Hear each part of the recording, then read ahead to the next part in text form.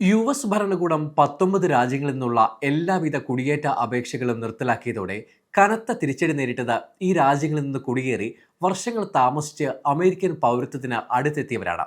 American പൗരത്വം അനുവദിക്കുന്ന naturalisation ചടങ്ങ് റദ്ദാക്കിയെന്ന 4 വരി ഇമെയിൽ സന്ദേശം ലഭിച്ചതോടെ പലരും നടുങ്ങി.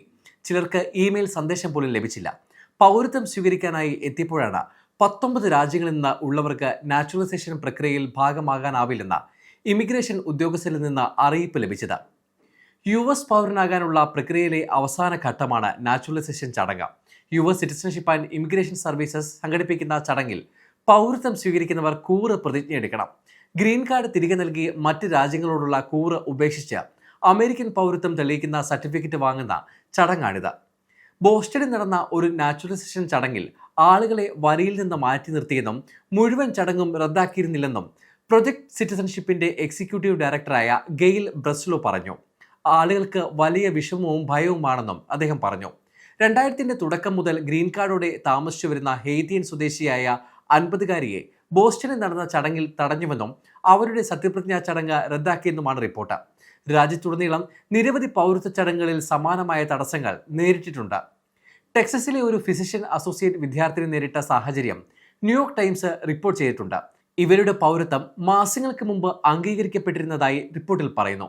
ചടങ്ങിന്റെ തീയതി അറിയിക്കുന്ന ഇമെയിലിനായി ഇവർ കാത്തിരിക്കുകയായിരുന്നു. എന്നാൽ അവർക്ക് ലഭിച്ചത് ചടങ്ങ് റദ്ദാക്കിയതിനെ കുറിച്ചുള്ള ഇമെയിലായിരുന്നു. താൻ ജനിച്ച ലിബിയയിൽ കുട്ടിക്കാലം മുതൽ ജീവിച്ചിട്ടില്ലെങ്കിലും ഇപ്പോഴത്തെ തീരുമാനം അതിനെ അടിസ്ഥാനമാക്കിയുള്ളതായിരിക്കാമെന്നാണ് വിദ്യാർത്ഥിനി സൂചിപ്പിക്കുന്നത്. Afghanistan, Iran, Sudan, Haiti, Somalia തുടങ്ങിയ 19 രാജ്യങ്ങളിൽ നിന്നുള്ളവർക്ക് ഡൊണാൾഡ് ട്രംപ് ഭരണകൂടം ഉടനടി യാത്രാ നിരോധനം ഏർപ്പെടുത്തിയതോടെ രാജ്യത്തുടനീളം സമാനമായ സാഹചര്യമാണ്. ഈ ആളുകളെ വീണ്ടും വിശദമായി പരിശോധിക്കുമെങ്കിലും ഇനി എന്തു ചെയ്യണമെന്ന കാര്യത്തിൽ അഭിഭാഷകർക്കും വ്യക്തതയില്ല. ചിലർ ദൈനംദിന യാത്രകളിൽ ഇമിഗ്രേഷൻ ഉദ്യോഗസ്ഥർ തടഞ്ഞാൽ കാണിക്കാനായി എല്ലാ രേഖകളും കയ്യിൽ കരുതുന്നുണ്ട്.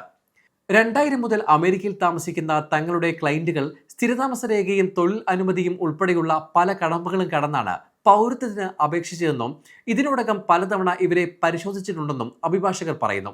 ഇപ്പോഴത്തെ നടപടി കാരണം പലരുടെയും അമേരിക്കൻ സ്വപ്നങ്ങൾ അനിശ്ചിതത്തിലായിരിക്കുകയാണെന്നും അഭിഭാഷകർ കൂട്ടിച്ചേർത്തു. വാഷിംഗ്ടൺ DC-യിൽ നാഷണൽ ഗാർഡിന് നേരെയുണ്ടായ വെടിവെപ്പിൽ അഫ്ഗാനിസ്ഥാൻ പൗരൻ പ്രതിയായതിന് പിന്നാലെയാണ് ചില രാജ്യങ്ങളിൽ നിന്നുള്ള കുടിയേറ്റ അപേക്ഷകളും അഭയാർത്ഥി അപേക്ഷകളും പരിഗണിക്കുന്നത് നിർത്തിവെക്കാൻ ഡൊണാൾഡ് ട്രംപ് ഭരണകൂടം ഉത്തരവിട്ടത്. സംഭവത്തിൽ നാഷണൽ ഗാർഡ് അംഗം കൊല്ലപ്പെടുകയും 2 പേർക്ക് ഗുരുതരമായി പരിക്കേൽക്കുകയും ചെയ്തിരുന്നു.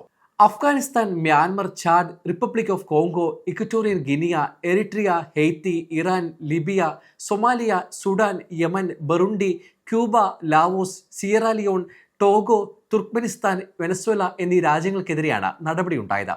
ഈ രാജ്യങ്ങളിൽ നിന്ന് ഉയർന്ന അപകട സാധ്യത നേരിടുന്നുവെന്ന് ചൂണ്ടിക്കാട്ടിയായിരുന്നു ഭരണകൂടത്തിന്റെ പ്രഖ്യാപനം. പട്ടികയിലേക്ക് കൂടുതൽ രാജ്യങ്ങളെ ഉൾപ്പെടുത്തിയേക്കുമെന്ന് ഹോംലാൻഡ് സെക്യൂരിറ്റി സെക്രട്ടറി ക്രിസ്റ്റി നോം സൂചിപ്പിച്ചിട്ടുണ്ട്. സമയം മലയാളം വാർത്തകൾ ഇനി ടൈംസ് ഓഫ് ഇന്ത്യ സൂപ്പർ ആപ്പിലും. ഇതിനായി പ്ലേ സ്റ്റോറിൽ നിന്നോ ആപ്പ് സ്റ്റോറിൽ നിന്നോ times of India app install ചെയ്യൂ. മലയാളം ഭാഷ തിരഞ്ഞെടുക്കൂ. വാർത്തകൾ ആസ്വദിക്കാം. എല്ലാം ഇനി സമയത്തിൽ.